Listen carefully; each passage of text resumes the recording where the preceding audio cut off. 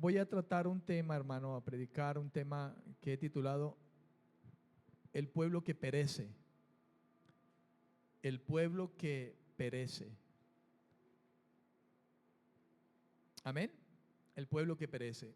Y he tomado como referencia a partir de allí el libro del profeta Oseas, capítulo 4, versículo 6, la parte A. Oseas capítulo 4, versículo 6, la parte A.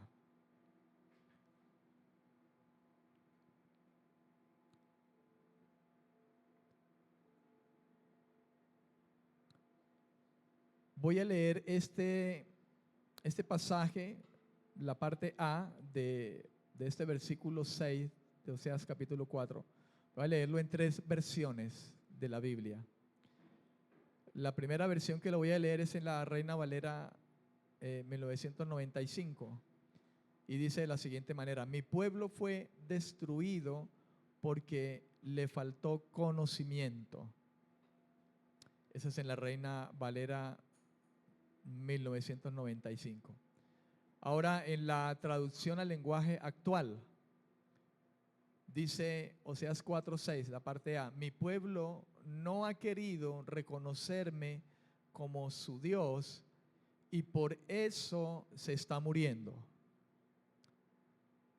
Y ahora en la nueva traducción viviente, ese mismo versículo, la parte A, dice: mi pueblo está siendo destruido porque no me conoce.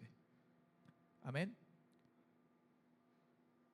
He querido tomar esas 3 versiones para que podamos ver, hermano, quizá con claridad de qué se trata, ¿verdad? El hecho de que le haya colocado al título de este mensaje el pueblo que perece. Amén. El pueblo que perece. Y lógicamente, cuando hablamos del pueblo que perece, lo quiero enfocar, hermano, precisamente a la iglesia, el pueblo de Dios. Es verdad que el hombre en general perece sin Dios. O sea, aparte de lo general que es eso, quiero enfocarme, hermano, al pueblo de Dios, nosotros. Pedro habla de el pueblo de Dios, nación santa, linaje escogido, real sacerdocio. Un pueblo que Dios ha formado de 2, dice la escritura, uno solo. Hablando de judíos y gentiles, Dios ha constituido un pueblo para él. Y he querido basarme, hermano, en esta declaración de Dios, porque es Dios el que habla a través del profeta Oseas, porque dice mi pueblo. Y así lo vemos nosotros, por lo menos en esas 3 versiones que le acabo de leer, que concuerdan, hermano, en que un pueblo sin Dios, sin el conocimiento de Dios, perece, es destruido, muere. Amén.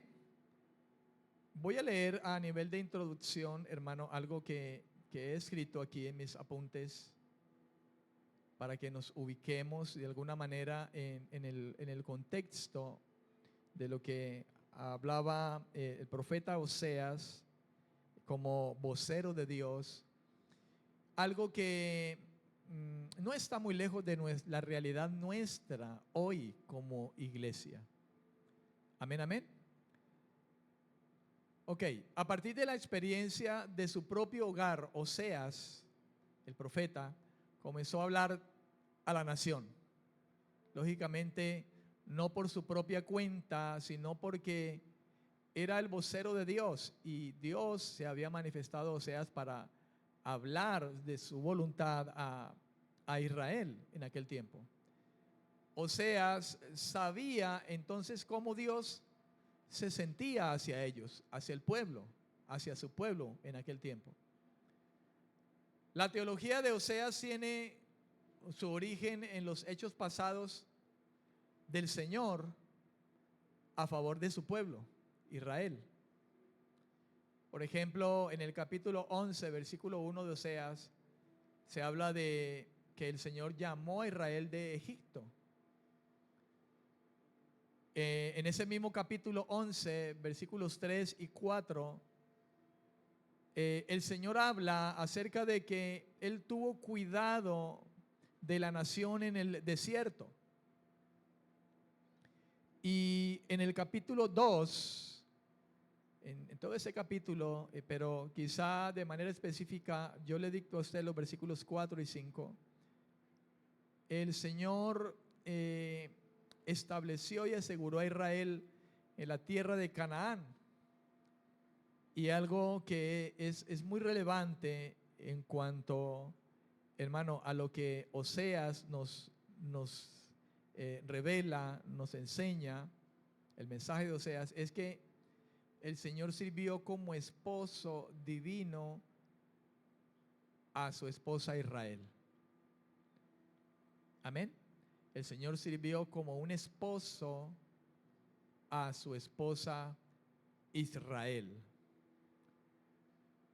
La ilustración contundente de la relación del pacto quebrantado fue la relación matrimonial infeliz de Oseas y su esposa, Gomer. Su esposa Gomer. Ahí en el capítulo 1, el versículo 2, dice: el principio de la palabra de Jehová por medio de Oseas. Dijo Jehová a Oseas: ve y tómate una mujer fornicaria e hijos de fornicación, porque la tierra fornica apartándose de Jehová. Así que, hermano, como le decía, la ilustración tiene relación del pacto que Israel había quebrantado hasta aquel entonces, y Dios lo compara como un pacto matrimonial, una relación matrimonial, por lo cual Dios le dice a Oseas que se case con una mujer adúltera o fornicaria, prostituta, Gomer. Ella le fue infiel a su esposo, y la profecía enseña que este acto de Gomer se asemeja a la infidelidad de Israel hacia su esposo, el Señor. Fíjese, hermano, hasta donde el Señor tuvo que permitir, hermano, esta situación hacia Israel, y tomando a su profeta, al hombre de Dios, y haciéndole que se casara con una mujer prostituta. Esa es, hermano, la ilustración que el libro de Oseas nos da, y la realidad de lo que vivió Oseas en aquel tiempo. Oseas terminó tomándola de nuevo a pesar de su infidelidad, y ese acto se asemejó más a la frecuente actividad de Dios de restaurar a Israel después de todas sus numerosas infidelidades. Amén. De todas sus numerosas infidelidades. Dios había dicho: ellos han pecado. Eso lo había dicho Dios. Ellos han pecado, han actuado como una mujer infiel hacia mí. Entonces fue como si Dios, hermano, fuera a conducirlos ante el tribunal para exponer ciertas acusaciones contra ellos y para probar dichas acusaciones que el Señor tenía contra Israel. En el capítulo 4, el mensaje de ese capítulo 4 de Oseas fue una denuncia de que Israel era culpable de muchos pecados, hermano. Pero cabe resaltar que el Señor habla de la anarquía, cada quien hacía lo que quería, la inmoralidad, la idolatría y algo muy relevante, y creo que alrededor de esto, hermano, es que quiero hacer girar el mensaje que hoy traigo, y es la ignorancia de la palabra de Dios que el pueblo tenía. Amén. Ahora bien, es cierto que la nación de Israel fue el pueblo escogido por Dios. Eso es bien cierto. Dios escogió una nación entre las muchas naciones. En primera instancia, cuando Dios se manifiesta a una nación, el pueblo de Israel, el pueblo escogido por Dios. Y Dios le entregó a ese pueblo su ley, lo que también conocemos nosotros como la ley de Moisés. Sin embargo, algo que tenemos que entender es lo siguiente, hermano. La ley de Dios, aunque fue entregada de manera especial a una nación, esa ley es la norma de Dios para cualquier nación que quiera ser bendecida. Es decir, cualquier nación que quiera recibir sus bendiciones y prosperidad. Amén. Yo siempre he dicho de esta manera, por lo menos hablando acerca de la ley.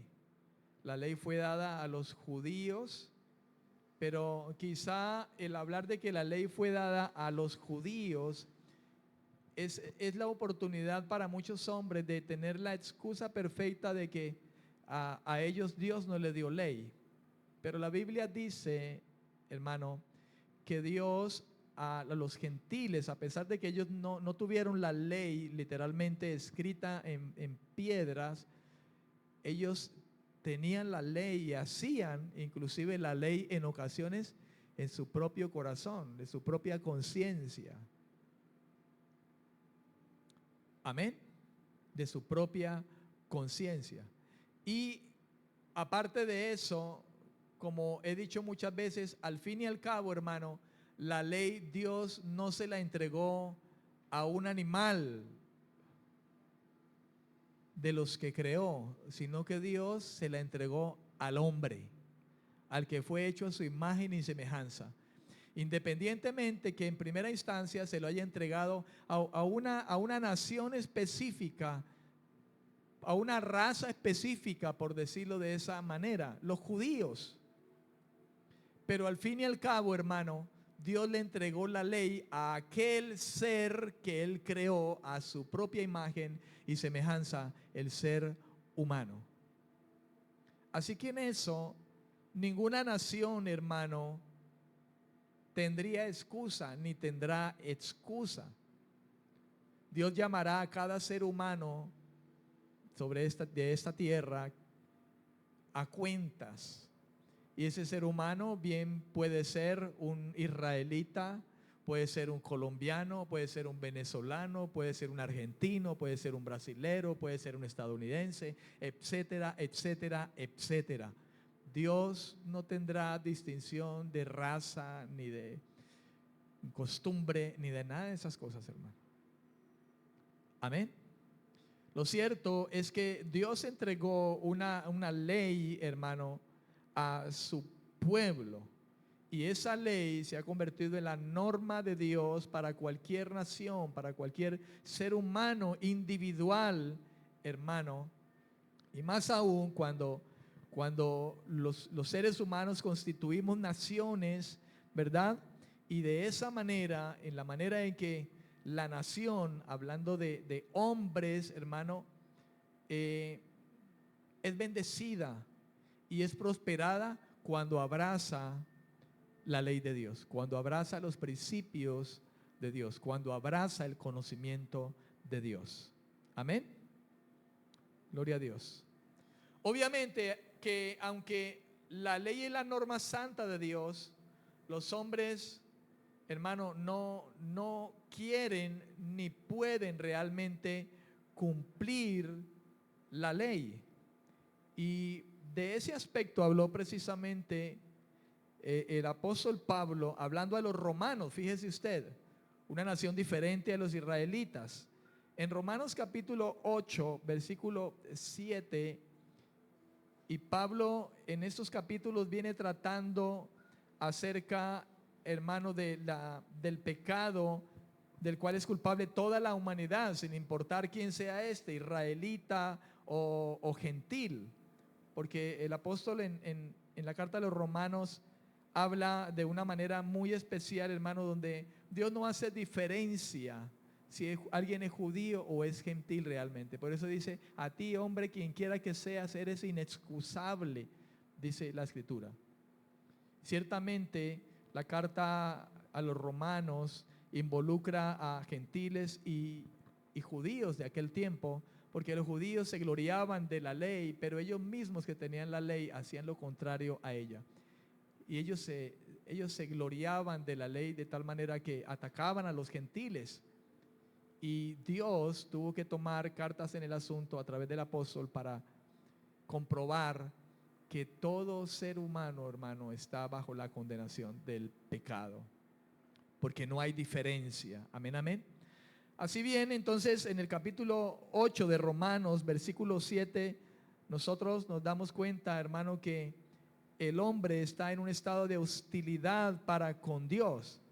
Y dice, versículo 7, por cuanto los designios de la carne son enemistad contra Dios, porque no se sujetan a la ley de Dios, ni tampoco pueden. Entonces, fíjese usted la condición, hermano, deplorable, por decirlo de esa manera, en que los seres humanos, hermano, nos hallamos frente a la ley de Dios, a la moral de Dios. Dice el Espíritu Santo a través del apóstol Pablo, en estas líneas de Romanos 8:7, dice que la carne no se sujeta a la ley de Dios. Pero el asunto es que tampoco puede. Entonces, si no puede, pues lógicamente no lo hará. Fíjese que es una manera como el Espíritu de Dios, hermano, que inspiró a Pablo a escribir estas cosas, de alguna manera nos deja ver el desierto que decía el Señor cuando decía, desierto te digo, que era como decir, les aseguro, ciertamente, póngale la firma, como decir quizá de alguna manera, que esto es así. Y entonces pareciere, hermano, que esa es la intención del apóstol Pablo cuando dice, el hombre, la carne, está en enemistad contra Dios en cuanto a los designios de la ley de Dios. Y dice, porque no se sujetan a la ley, pero es que tampoco pueden hacerlo. Amén. Y esto es evidente si nosotros mismos cada día, hermano, vemos a nuestro alrededor. Es evidente. Creo que ahora que Dios nos ha abierto los ojos, nos ha abierto los oídos, nos ha abierto el entendimiento, nosotros podemos entender de qué se trata. Y creo que usted debe entender lo que le estoy diciendo ahora. Es evidente, hermano, ver esto, lo que habla Romanos 8:7, a nuestro alrededor. Porque si antes no lo veíamos, no éramos tan convencidos de nuestro pecado, hermano, hoy que Dios nos ha abierto a nosotros el entendimiento, que nos ha traído a vida nueva, que nos ha trasladado de las tinieblas a su luz admirable, hoy nosotros podemos ver a nuestro alrededor el pecado, hermano. Hoy podemos discernir, reconocerlo, entenderlo. Diferente a la gente que vive su día a día, y el pecar es un asunto normal de la naturaleza humana, dicen ellos. Pero nosotros que hemos nacido de nuevo, nosotros que Dios en su gracia ha venido para abrirnos los ojos, abrir nuestros oídos, hermano, como dice los evangelios, que Cristo vino a hacer de esta manera, hablando espiritualmente, nosotros podemos ver con claridad, hermano, a nuestro alrededor cómo pulula, hermano, el pecado de una manera y de otra. Y entonces vemos fornicación, vemos idolatría, vemos, hermano, robo, vemos muerte, vemos hechicerías, brujerías, vemos orgullo, avaricia, codicia. nosotros vemos todo eso, hermano, alrededor. Nosotros oímos las palabras que maldicen, las palabras que no son buenas, hermano, y estamos atestados alrededor de nosotros viendo, hermano, escuchando el pecado a nuestro alrededor.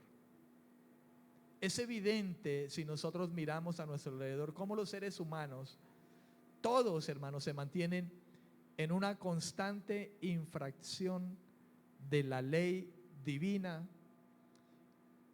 y a la vez misma, las leyes con las que los mismos hombres, hermano, buscan regular la conducta entre nosotros mismos. Pues está la ley del Señor, ¿verdad? La ley moral, la ley de Moisés, y base de esto, los 10 mandamientos, hermano.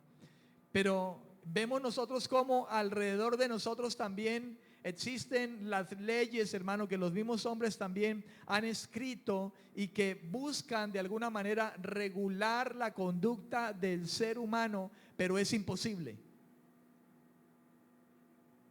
Usted lo sabe, hay códigos, hay artículos, hay leyes, hermano.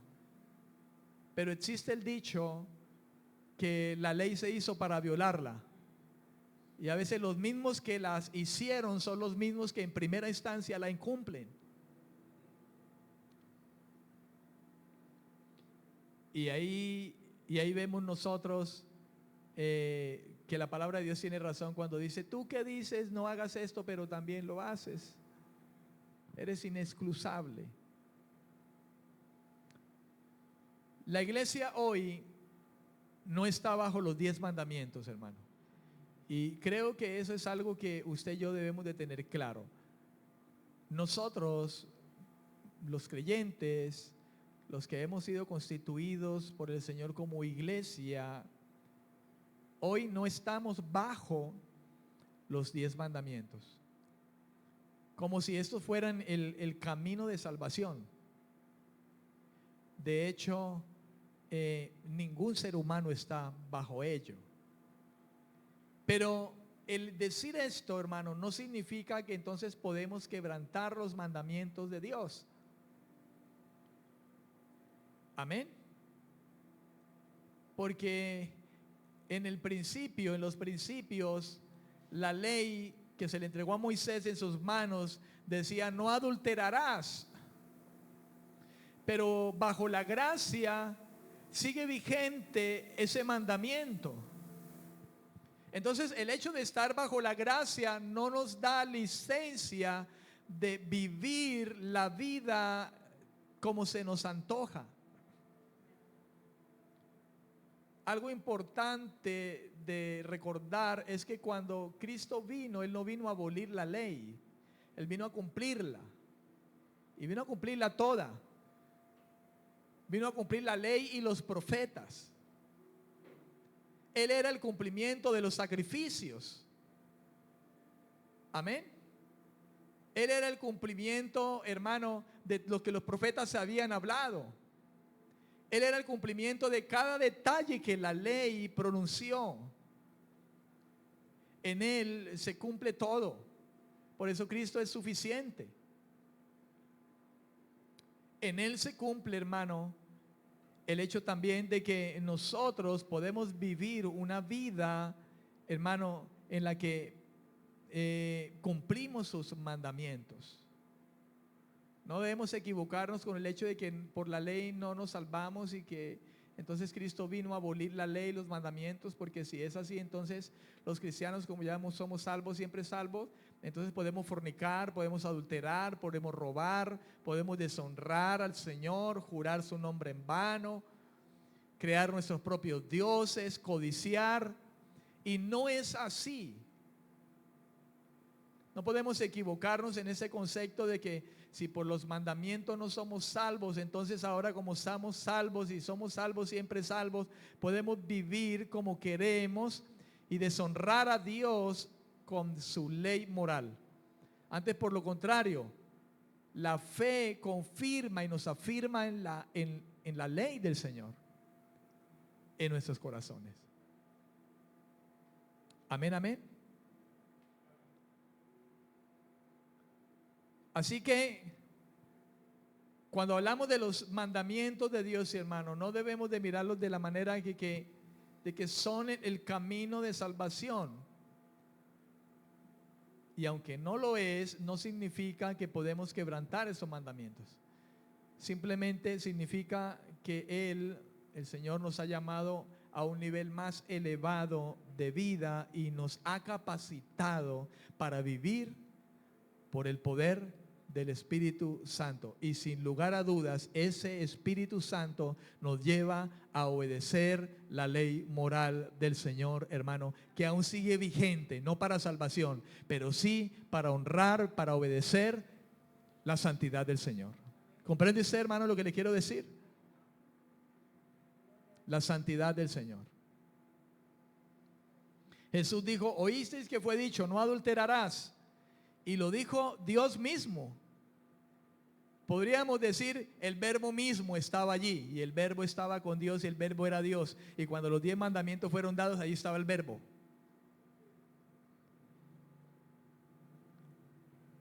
Ese mismo verbo que dio esos mandamientos, ahora hecho carne, dice: oísteis que fue dicho, no adulterarás. Pero yo les digo, con tan solo mirar a una mujer y codiciarla, ya adulteraron en su corazón. Entonces, hermano, la gracia nos eleva a un nivel más elevado, valga la redundancia, de vida, y nos capacita para vivir por el poder del Espíritu Santo de Dios. Amén. El mensaje final de Oseas es un llamado a Israel al arrepentimiento.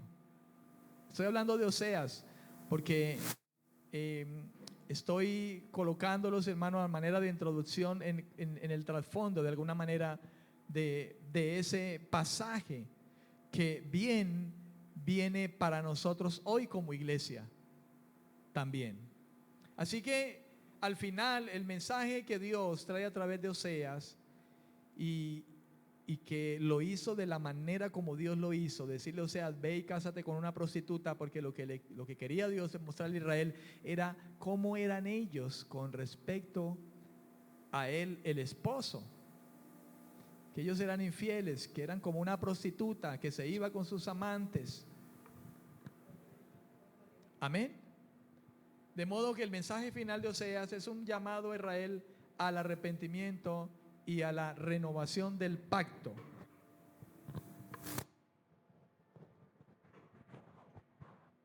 En el capítulo 14 de Oseas, capítulo 14, versículo 1 al 9,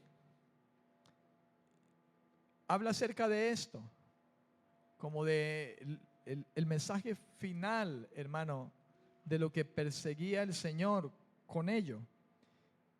Y ahí en el capítulo 14 de Oseas hay un título aquí en mi Biblia que dice: restauración final de Israel. Y en el versículo 1 de ese capítulo 14 dice: Dios, vuelve, oh Israel, a Jehová tu Dios, porque por tu pecado has caído. Note usted, has caído. Llevad con vosotros palabras de súplica y volved a Jehová y decidle: quita toda iniquidad y acepta el bien, y te ofreceremos la ofrenda de nuestros labios. No nos librará el asirio, no montaremos en caballos, ni nunca más diremos a la obra de nuestras manos: dioses nuestros, porque en ti el huérfano alcanzará misericordia. Yo sanaré su rebelión, los amaré de pura gracia. Fíjese usted, hermano, lo que dice la Escritura: de pura gracia, porque mi ira se apartó de ellos. Yo seré a Israel como rocío, él florecerá como lirio y extenderá sus raíces como el Líbano. Se extenderán sus ramas y será su gloria como la del olivo, y perfumará como el Líbano. Volverán y se sentarán bajo su sombra, serán vivificados como trigo y florecerán como la vid. Su olor será como de vino del Líbano. Efraín dirá: ¿qué más tendré yo con los ídolos? Yo lo oiré y miraré. Yo seré a él como la haya verde, de mí será hallado tu fruto. ¿Quién es sabio para que entienda esto y prudente para que lo sepa? Porque los caminos de Jehová son rectos y los justos andarán por ellos, mas los rebeldes caerán en ellos. ¿Sabe, hermano? Esa es una profecía del tiempo de la gracia, de la iglesia, de los que harían parte la misma nación de Israel, hermano. Porque la Biblia dice, de dos pueblos hizo uno solo, dice el apóstol Pablo hablando a los efesios. Así que nosotros vemos aquí en este capítulo 14, hermano, la restauración, trayéndolo desde aquel tiempo hasta los tiempos que ahora nosotros vivimos. Dios toma la iniciativa de atraer nuevamente a su obstinada esposa para que regrese a él. Y si nosotros nos remontamos al principio, hermano, cuando el hombre desobedece y Dios lo saca de su gloria, de su presencia, hermano, es el plan que Dios tuvo, hermano, desde un principio para volver a hacer que el hombre regrese de nuevo. Y es lo que ha hecho Dios. Jesús dijo, el Hijo del Hombre ha venido a buscar lo que se había perdido, o sea, a regresarlo de nuevo. Dios no ha cambiado. A través de los tiempos Dios sigue obrando con su pueblo, la iglesia, a que vuelva a las verdaderas sendas. Amén. Y yo quiero, hermano, con base en las palabras del Señor al pueblo de Israel en los tiempos del profeta Osea, yo quiero tomar, hermano, de ese punto de partida la realidad que hoy nosotros tenemos como iglesia. Hoy, en este año 2024, ahora mismo, hoy mismo, evidentemente usted y yo sabemos cómo está la iglesia del Señor. Las congregaciones, lo que se enseña, la vida de la iglesia hoy. ¿En qué se halla la iglesia hoy? Amén. Y yo hice una pregunta aquí, previo a tocar dos puntos, porque voy a tocar dos puntos, hermano, en los que he meditado en el Señor, partiendo de Oseas, capítulo 4, versículo 6. Partiendo de allí, hermano, he meditado en la situación de la iglesia de hoy. Mirando evidentemente cómo está, hermano, hoy el pueblo de Dios en diferentes lugares en los que podemos ver nosotros a la conducta de la iglesia, la vida de la iglesia, en su desarrollo como iglesia. ¿En qué basan su desarrollo, su testimonio, su vida? Y la pregunta es, ¿por qué el pueblo de Dios perece? Esa es la pregunta. Y la pregunta tiene la intención, hermano, de responderse en dos puntos. Y quizá usted pueda hallar, meditando también un poco en esto, mi estimado hermano, pueda hallar muchas otras cosas, quizás si usted lo desmenuza, pero yo he querido tocar dos puntos quizá muy generales. Y el punto número uno dice, porque desconoce la fuente del conocimiento de Dios, la Biblia. Entonces, una respuesta a esa pregunta, ¿por qué el pueblo de Dios perece? Una respuesta sería, porque desconoce la fuente del conocimiento de Dios, la Biblia. Hermano, estamos en tiempos donde la Biblia ni siquiera se abre, hermano, en los púlpitos.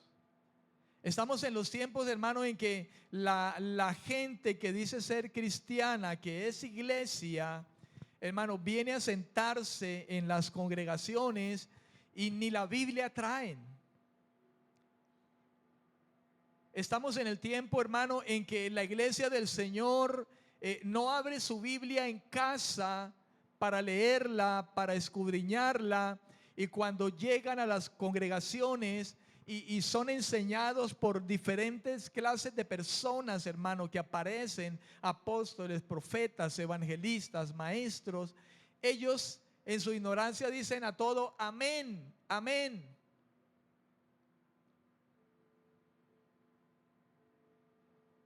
Y por causa de esto, el pueblo de Dios perece.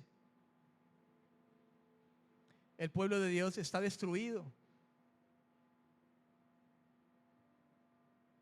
Amén.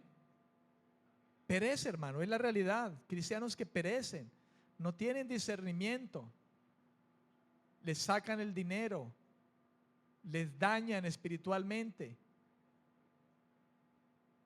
y perecen porque simplemente, hermano, hay una situación, y es que muchos no quieren conocer a Dios. El texto que leímos dice: mi pueblo fue destruido porque le faltó conocimiento. Sabe, mucha gente puede estar en la fe creyendo que Cristo murió por sus pecados, pero están en lugares equivocados, hermanos, donde su vida no está siendo realmente edificada en las verdades que involucran todo el evangelio. Y en esa manera, hermano, muchos perecen, muchos están espiritualmente mal. En la traducción al lenguaje actual dice: no ha querido conocerme mi pueblo como su Dios, reconocerme. Y por eso está muriendo. Porque para muchos hombres, hermano, el Dios de muchos hombres, de muchas personas en las iglesias, hermano, es un mismo pastor. Han elevado a ese pastor, a ese predicador, a la altura de su Dios, de tal manera que todo lo que dice, le dicen amén, porque no se quiere reconocer el señorío de Dios en el corazón.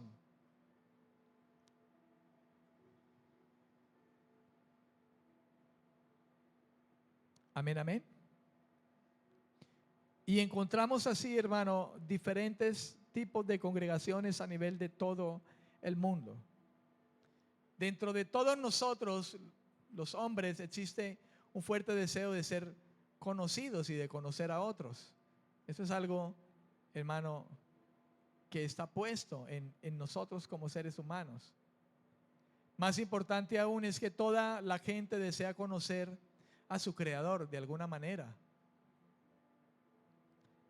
Escuche esto: aun si no profesan creer en Dios, los seres humanos somos dados a conocer a su Creador, a indagar de dónde vinimos.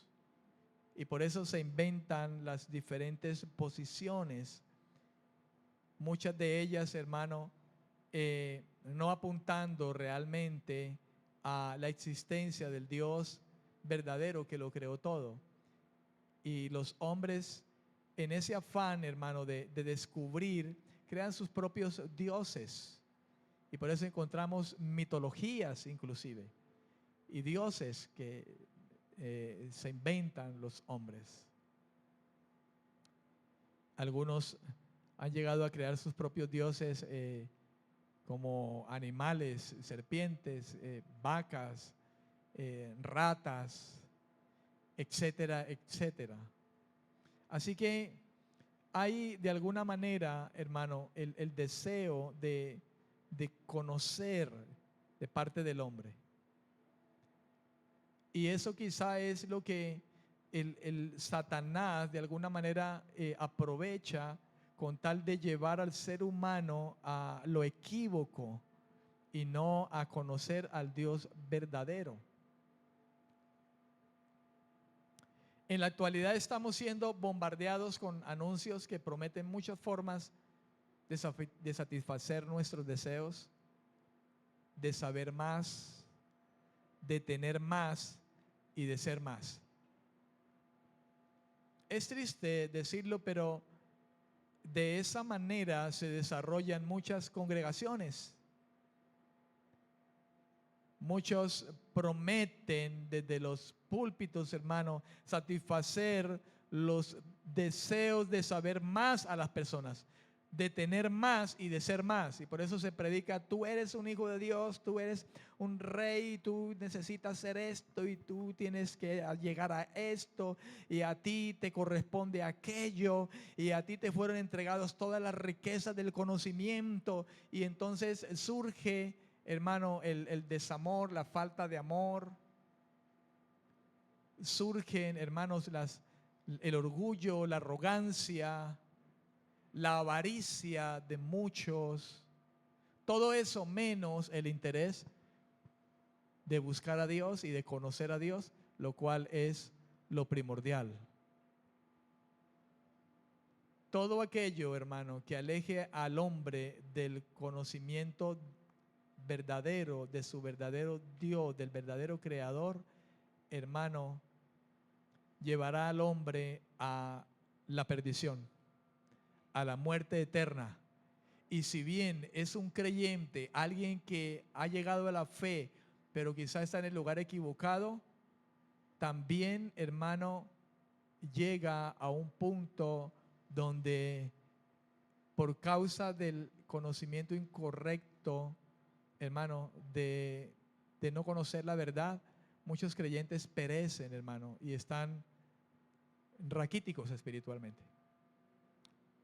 Y son engañados y no crecen en el conocimiento de Dios. Amén. Sin embargo, las promesas vacías que vienen del mundo nunca podrán satisfacer la necesidad que tenemos los seres humanos de Dios y mucho menos de conocer a Dios. Hermano, la intención mía es de que usted y yo y todo aquel que escuche ponga los pies sobre la tierra y reconozca que Dios nos ha dado la revelación a través de su palabra, nos ha dado su Espíritu Santo, y es nuestro deber de ir, hermano, a las Escrituras, a la Biblia, a la palabra de Dios. La iglesia de hoy debe despertar del letargo, hermano, y de la comodidad y de la pereza espiritual, hermano, a la que ha sido conducida por su propia carne, el propio enemigo, el mundo mismo, hermano, que le ha llevado a vivir un evangelio, un cristianismo mediocre.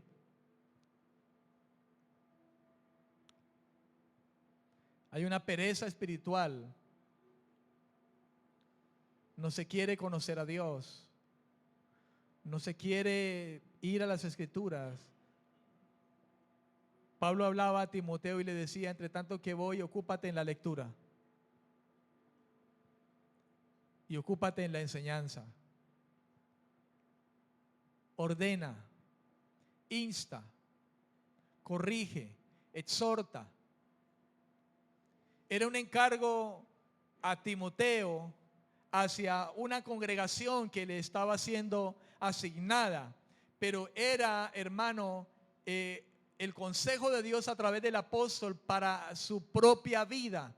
De modo que Timoteo debía ser consciente, Timoteo como un creyente, un cristiano más, así como usted y como yo, de ser consciente de que le era necesario, para estar sano espiritualmente, cada día, hermano, comer la palabra de Dios, alimentarse de las palabras de Dios, comer del pan de vida que es la palabra de Dios, asegurarse de comer las palabras de Dios y no las palabras del enemigo, las palabras de los falsos maestros, de los que en su acomodo, hermano, predican la palabra y hacen que muchos, hermano, vivan una vida no conforme a la vida de Dios, que muchos estén pereciendo espiritualmente hablando, porque no están nutridos con las palabras de Dios. Amén, amén. No están nutridos con la palabra de Dios.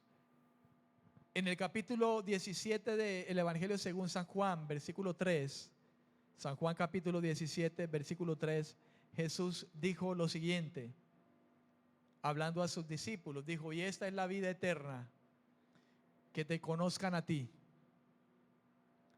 Fíjese usted, hermano, esta es la vida eterna, que te conozcan a ti. Se trata de conocer a Dios y su plan y su carácter y su santidad y su vida y su naturaleza, su divinidad, su justicia, su amor, su verdad.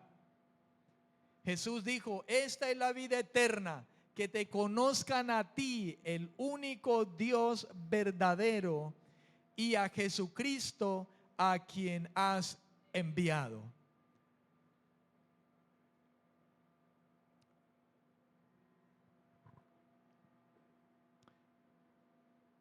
La palabra conocer, hermano, Jesús dijo que te conozcan. Conocer es ginosko, y es la palabra que significa llegar a conocer.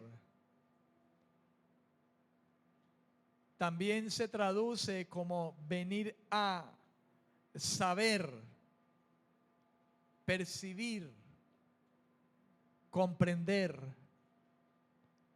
entender. Así que si usted nota, hermano, el verbo nos permite ver un proceso en el que el creyente, hermano, viene conociendo a Dios, llega a la fe, pero viene conociendo, viene creciendo por medio de la gracia, y la gracia nos lleva a su palabra, a la revelación de su palabra, el Espíritu de Dios.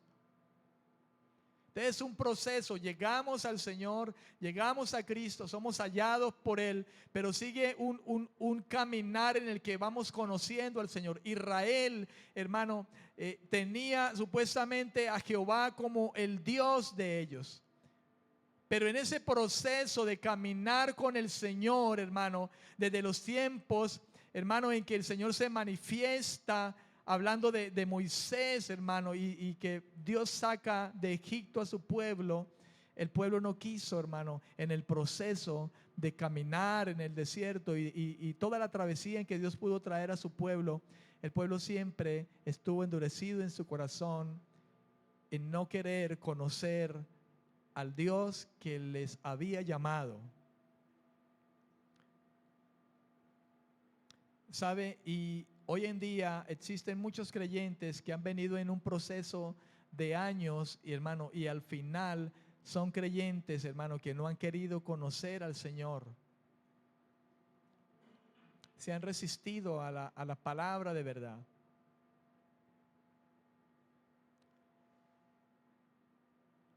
Entonces, el pueblo de Dios perece porque le falta conocimiento, y Satanás lógicamente se aprovecha de ello para traer un falso conocimiento, para traer mentira sobre los hombres.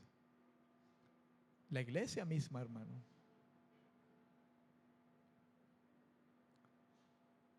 Así que, ¿cuál es la clave para conocer verdaderamente a Dios? La Biblia es esencial. La Biblia es esencial.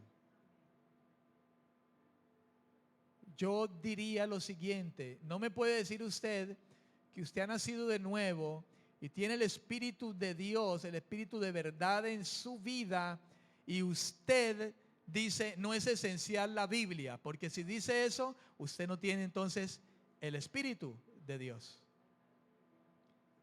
No puede un creyente decir simplemente no, a mí me guía el Espíritu.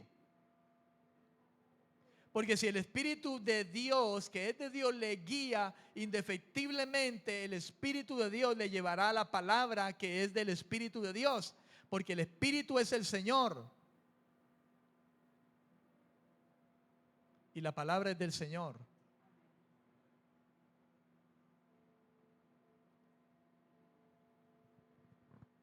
Así que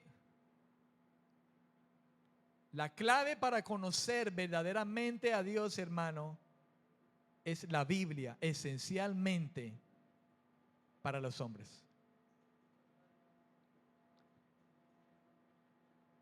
Amén. No por nada Dios se aseguró de traer las escrituras a través de los tiempos.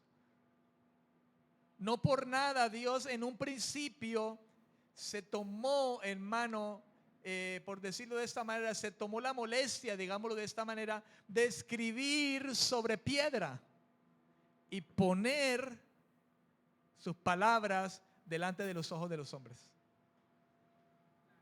Y desde ese entonces Dios ha actuado de la misma manera. Y aquí están las escrituras. Ahora no hay piedras, ahora es papel. Y aquí está la ley de Dios, la voluntad de Dios. Así que la Biblia es esencial para nosotros, para conocer a Dios íntimamente. Para conocer a Dios íntimamente. Primero es imperativo.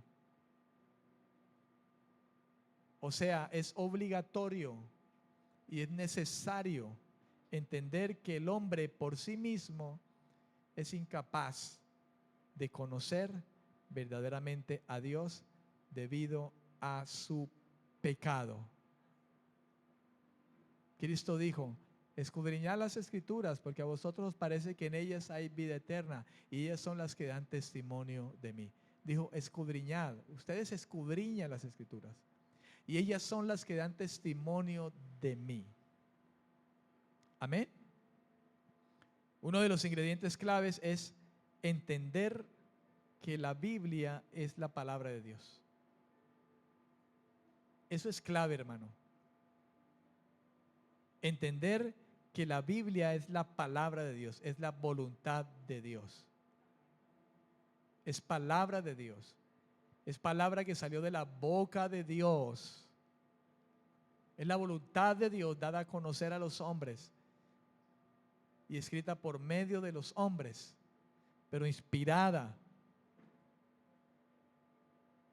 por Dios. Ella es la revelación de Él mismo.